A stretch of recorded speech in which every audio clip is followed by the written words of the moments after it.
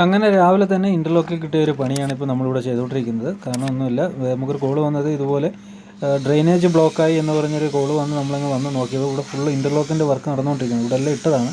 ഇതിൻ്റെ അകത്ത് ഒരു പൈപ്പിൻ്റെ അകത്ത് ബ്ലോക്ക് വന്നു എന്ന് പറഞ്ഞാൽ നമ്മൾ മാന്തി നോക്കി കണ്ടെത്തി.